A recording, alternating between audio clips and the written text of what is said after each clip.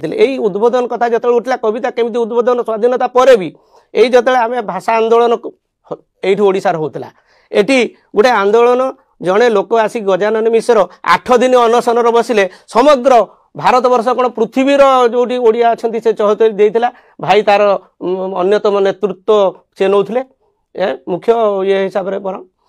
से मोर मन अच्छी आम किबा लोक ना आम नेता ना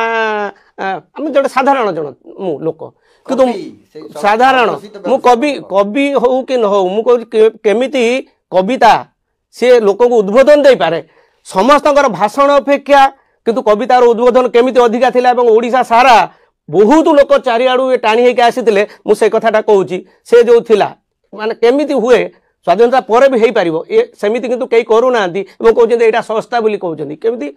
उठरे सुप्त जाति निद्रा विभोर देखित पड़ोशी नेबे तो अंग काटी उत्तरे अच्छी चतुर बंग दक्षिणे रही टाकी तेलंग गृध्र समान खुंपिबे अंग आनंदे नेबे रे बांटी जीवनटा जदि खाली चाह आज उठरे सुप्त जाति अरे तोहरी अन्न पाई केते जाति दिने अंजलि पाती थिले रे तो मुखे चाही राज्य जाइछि राइज जाइछि इतिहास अछि जाई राज्य जाइछि राइज जाइछि इतिहास अछि जाई ता बोली कि निज इज्जत निज हाथ रे रखिबु नाही इज्जत रख तोर हाथ धरा धरी उठरे ओडिया गभीर निद्रा भाळ संबलपुर डाकू गंजामे से डाक उठुरे सिंहभूम धामे जयपुर थरु जननीर नामे सारा देशे उठु रोल हाथ धरा धरी उठरे ओडिया जय उत्कल बोलो जय जगन्नाथ बोलो जय जगन्नाथ बोलो ये बहुत लोक को टाणी आनी थिला ये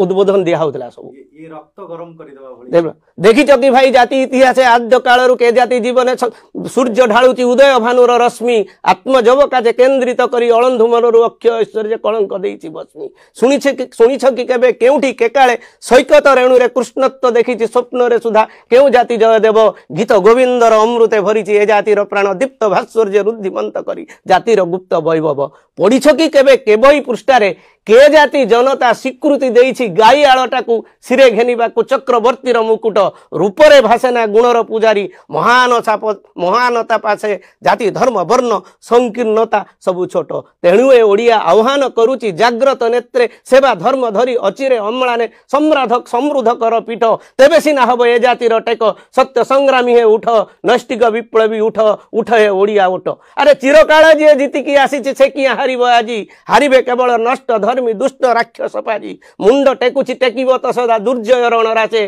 जीतिब संग्रामी सत्य अनुगामी महासंग्रामर शेषे मुहितार कवि मुहितार कथाकार सैनिक संग्राम पाई सृष्टि मोर सत बीणार झंकार तेणु जो गणतंत्र कथा कहउछन्ती देखु से गणतंत्र कौठ आरंभ होइतिला के जाति जनता स्वीकृति देइछि गाई आळटाकू सिरे घेनिबाकू